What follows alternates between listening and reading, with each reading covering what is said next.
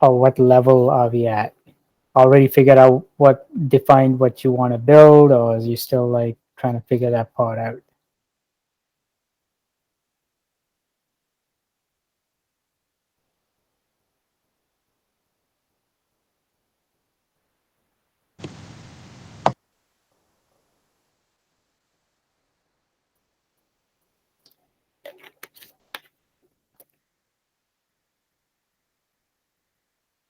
Yes, you go figure out a strong idea where we want to go, and we just okay.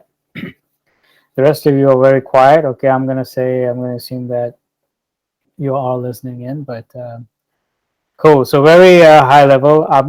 These resources, these concepts are not new. Um, there's a lot of resources available online, and I'm gonna link to some of those things, but I'm gonna skip. I'm gonna brush through very quickly all the top level, the high level concepts of it, and I'm gonna use Ariba as an example of this whole experience of running this session today, and then so let's get started. So what I want to do as a quick warm up is, and you can drop comments.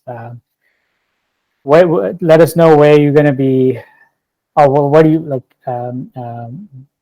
Think for 2 minutes in 5 years where you're gonna be, right? I don't know why I put April because I didn't. I mean, it's because of the picture, so it's gonna be a little bit sunny and warm, and hopefully you don't have to shovel or like snow like we had to do today and this weekend. Yeah, take 2 minutes. In 5 years, where are you going to be? What are you going to be wearing? And what projects are you going to be working on?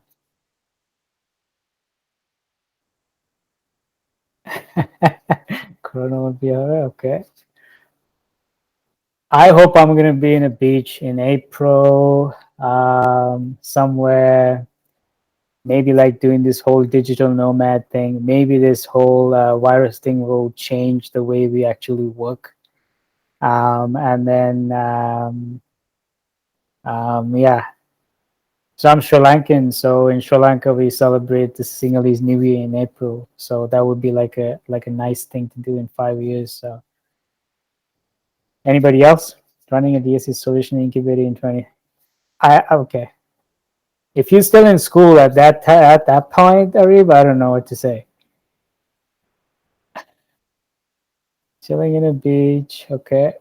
So you guys graduated or what? So I want you to really think about this. There's a purpose behind this exercise.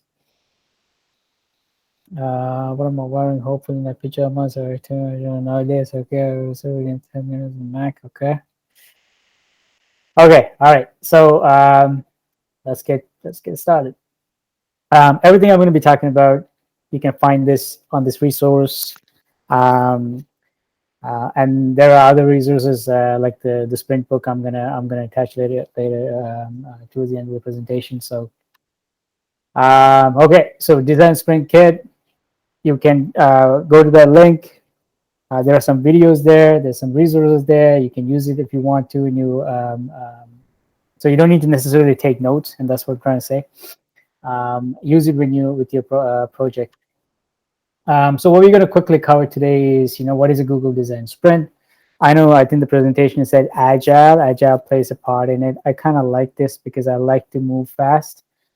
So that's why I convinced Ari to kind of say, hey, let's cover design sprints instead.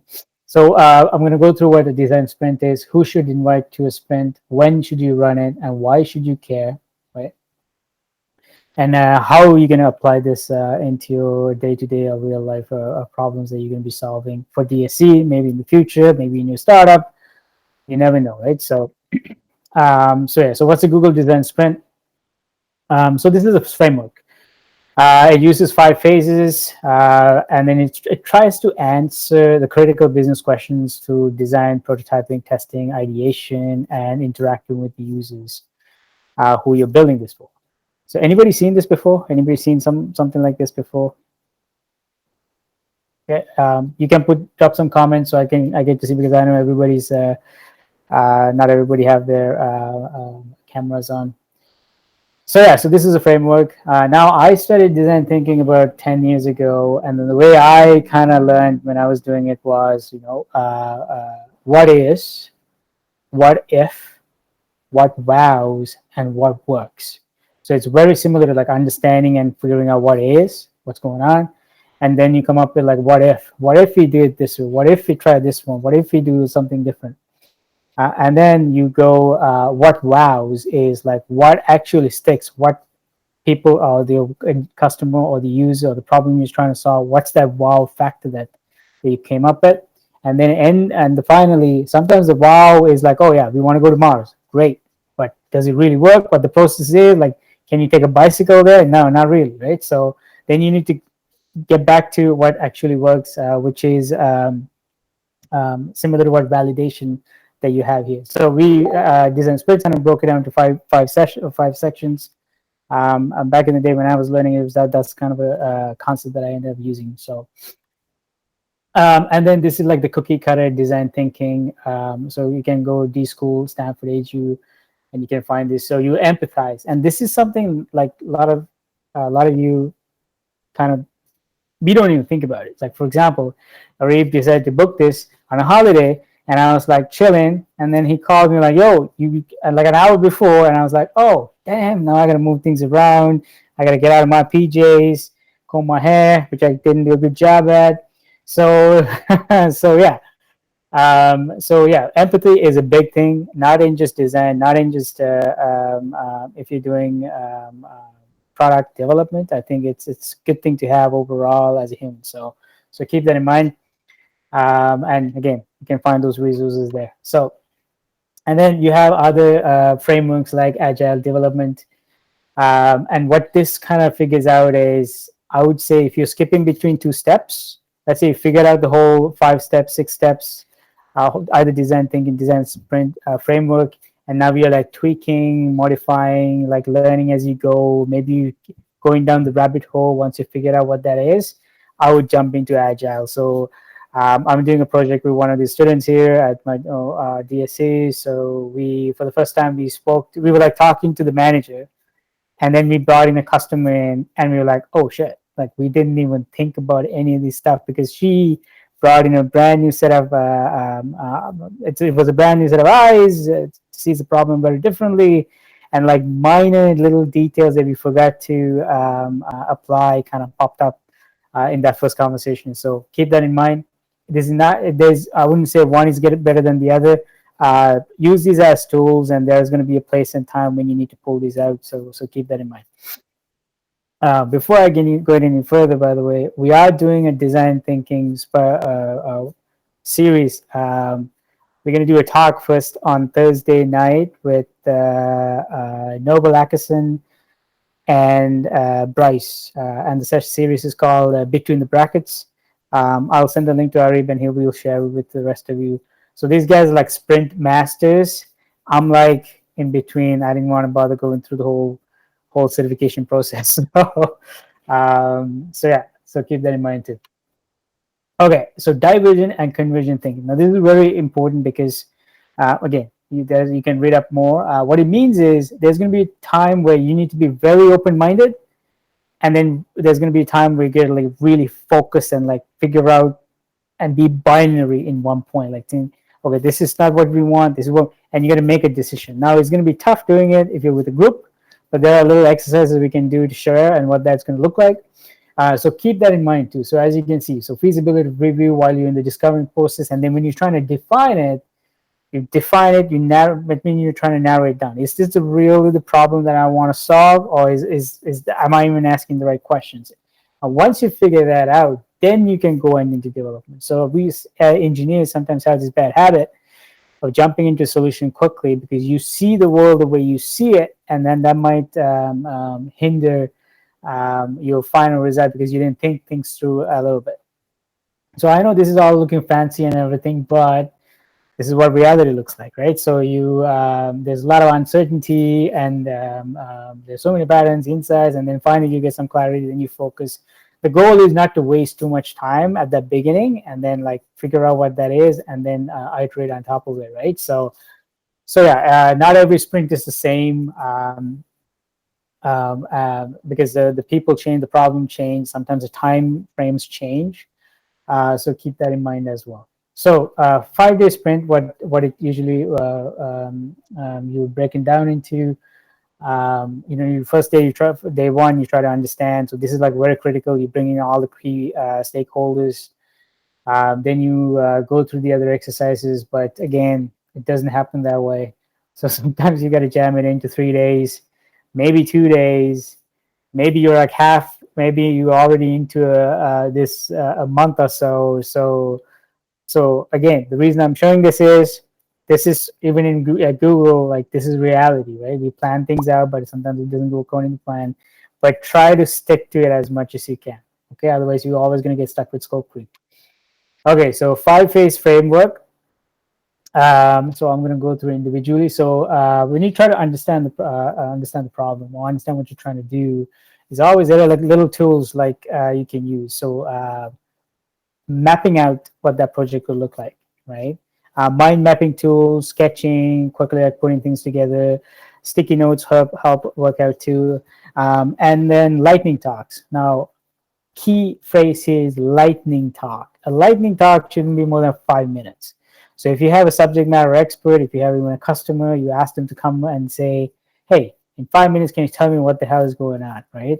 If it ends up being 30 minutes, that means you're not doing it right, right? It's not supposed to be that long. You've got to be very focused on it because you need to, because at this time, you might have to collect a lot of information that you're not even aware of, and then you got to try to condense it quickly and collect as much as you can. Okay. User interviews are very good, and then anybody want to say what HMW is? Put a comment on the chat. What is it? Don't Google it. I know if you're Googling it.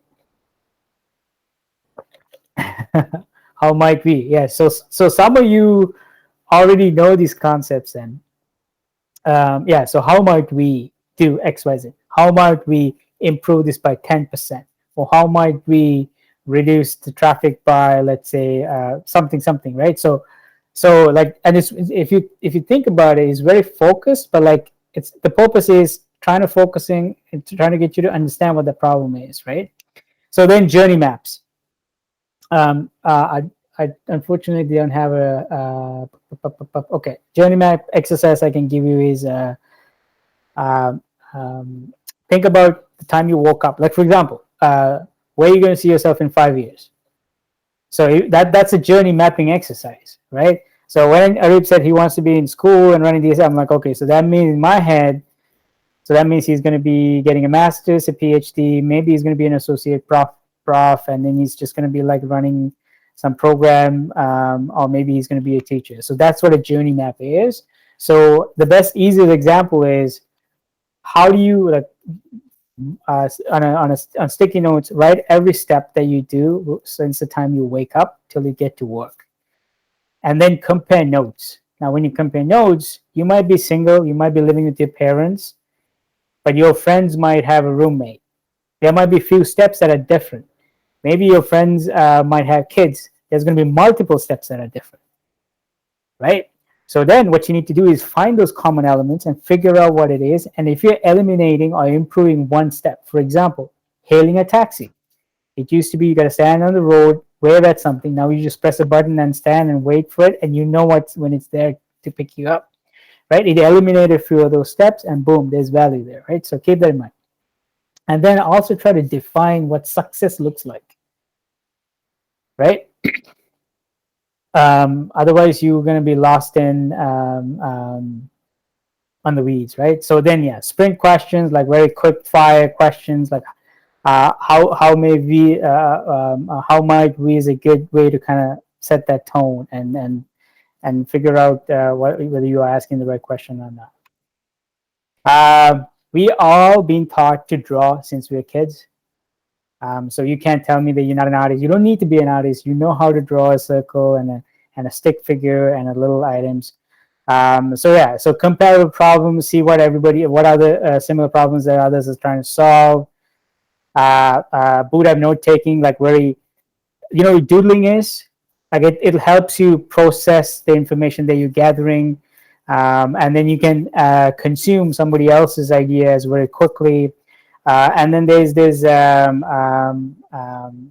exercise called Crazy Eight or Solution Sketch.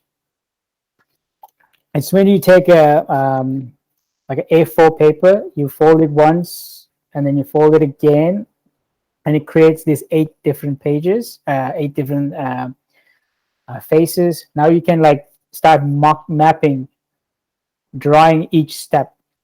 So can you solve your problem? Can you put that idea, that solution, or something that you have in mind, broke it down into 8 different steps and sketch it, and then see what it looks like. So that's what that image over there is. Again, all these resources are available online. You guys can dive deep into it and read up or watch the videos that they have as well, right? Now here comes the interesting part. Now, how do you decide, right? So let's say you have 5 people, you map out what you want to do, and then you figure out. Now the decision can be not just in the solution. Maybe you're still trying to define what the problem is, right? Now what you need to do is, I like to do this very democratically. So that means nobody's looking. You can like, everybody gets like 3 dots, and then they pick the 3 best solutions or something like that.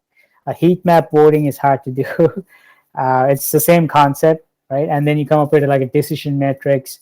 If you've done stats, introduction to stats, they use that concept a lot as well, right? So for example, then you have like a weighted, okay, this decision, okay, you need to solve XYZ, and you're going to add a weight to it. So 50% of the whole project weights this way.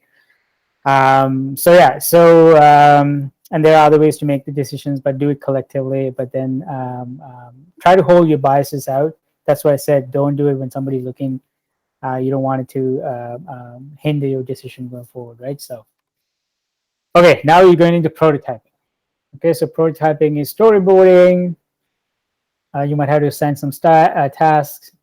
You might have to write some concepts, write some content, explaining things.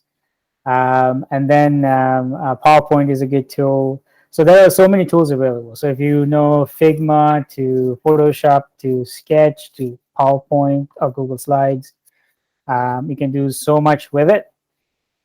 And what you're trying to do here is you're trying to communicate that what you came up with as a solution, once everybody voted on, can somebody really understand it without actually building it? Like I build a lot of my prototypes on Google Sheets with a little bit of app script back in and then automating a few things. So for example, when we ran summits, like we don't have event management tools, we use spreadsheets instead. And then there's so much information coming in. So for example, I need to know whether you're a vegetarian or you have other dietary restrictions. If you were to get swag, what size and form you are, and things like that, right? So we had to go like going from a Google form to a Google Sheet to a presentation. That's still valid. If you don't know how to write a single line of code, don't worry about it. That's still valid because you collect information, you process it, you get an output going, right? So don't, if you're not an app developer, if everybody's pitching an app, don't get disheartened by it. But that's still valid. So then, yeah, so now you do like a usability test, right? So for example, the biggest mistake I always do is like I send out a Google form and I forget to say give this permission to everybody, right? So then I always get this thing saying, hey, try to open the form, can't get it, right? So then what I do is I send it to my brother first or my colleague saying, hey, use your personal one, see whether you can access it, see everything works, and then so on and so forth. So yeah, so stakeholder reviews. So who's involved in it? Who's actual? Who are you supporting with this solution or process or whatever you come up with? And then you might have to do a technical feasibility review, right? So as I said, you want to go to Mars, big problem. What do you got, right? So if you look at what SpaceX is trying to do is first, can I send a rocket, bring it back so I can reduce the cost? Now with that, what I do is I can take payloads and get paid for it, use that money to build a bigger rocket. Now I build a bigger rocket, goes up. Now what do? Can I build a station up there so I can hold some fuel? And then so on and so forth. So he's building all these little steps, right? And then what learnings you have, right? And validation doesn't necessarily mean the end product. Learning counts a lot. And you're going to be learning throughout this whole 5-step process. So keep that in mind. Pay attention to that as well. So who should you invite? So I'm giving this as an example, like a project manager, business manager, somebody who understands the marketing side, something front facing, somebody who understands the customers really well, or deal with them on a daily basis. The reason you want to pick one or two is they can represent a crowd, right? They can represent the 50 customers or the 150 customers that you have. So make sure to pick the right kind of person. And then the stakeholders, VP, senior VP, because they're the ones who want to, maybe they're the ones who say, hey, this is what I want. But then the reason you want to invite them is like you want to make sure that you're aligned with their vision or what they're looking for, right? And then technology feasibility I mentioned. So you need to have somebody who understands the technology, and then somebody who can communicate it with the user experience and the design thing. Now, I know it's called a design sprint or a Google design sprint. This is not geared towards designers. And the reason I'm saying this is, as I mentioned earlier, as a kid, you started sketching, you started drawing, you all have that skill. It's a way of we communicating. I used to do mobile gaming at one point. I'm a mechanical engineer. I did all the sketches on CAD and I showed it to the designer. This is what I want.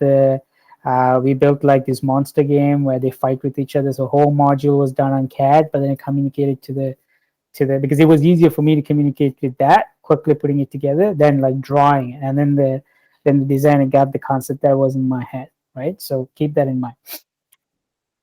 So let's say one of the key. Oh, okay, so actually, let me ask you this question. Uh, is it okay for, let's say, what like this key stakeholder not to show up? Why or why not? What do you think?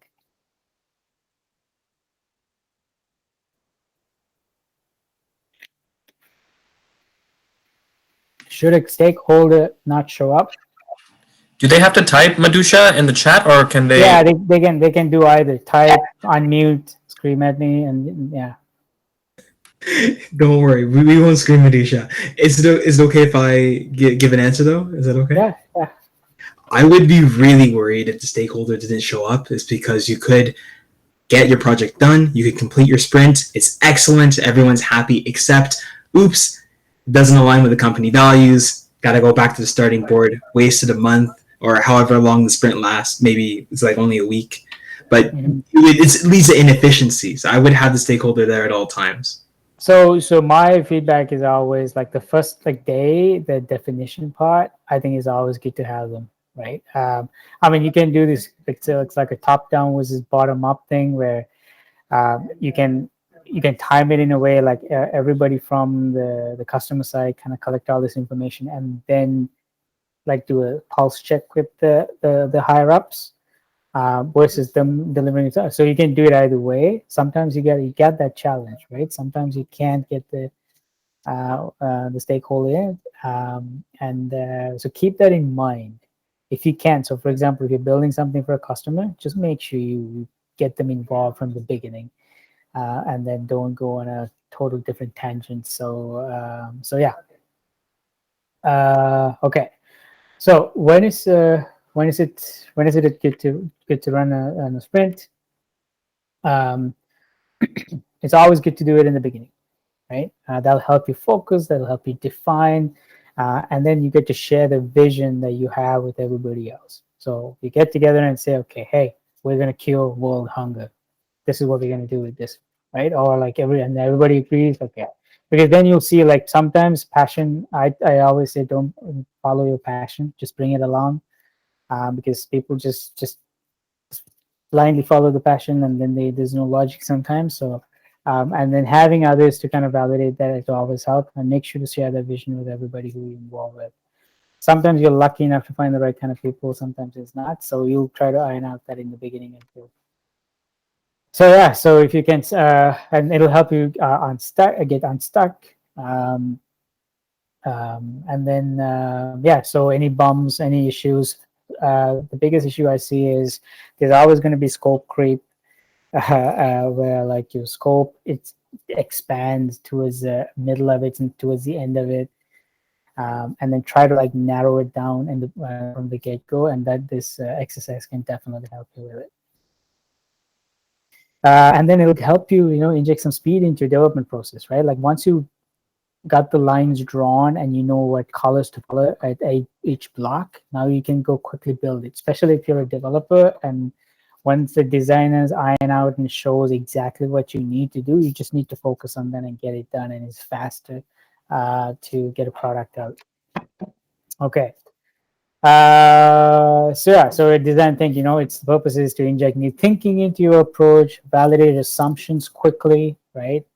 Everybody have different biases based on the experiences you bring in, and it creates a shared vision. It drives consensus. Remember, you voted on the board, and it improves collaboration between the team. So now if you never worked together before, this kind of brings you all together.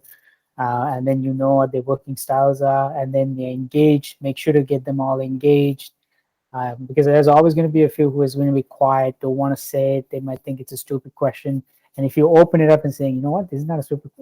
There's no such thing as a stupid question, and then eventually, it'll reduce any oops mistakes that you're going to make. So things that a design sprint is not, is it's not a product requirement doc. It's not a UX review. That's what I said. You don't need to be a designer. This is not a review on how beautiful the platform looks like. So yeah, it's not a place to talk engineering constraints. It's not an extra long meeting. I know you booked for 2 hours, so I hope it's not going to be too long. And then yeah. So time and place to close down ideas or direct thinking. So like, okay, this is not going to work, shut it down. No, that's not the purpose of it. It's just to like evaluate what works and what you should focus on, really.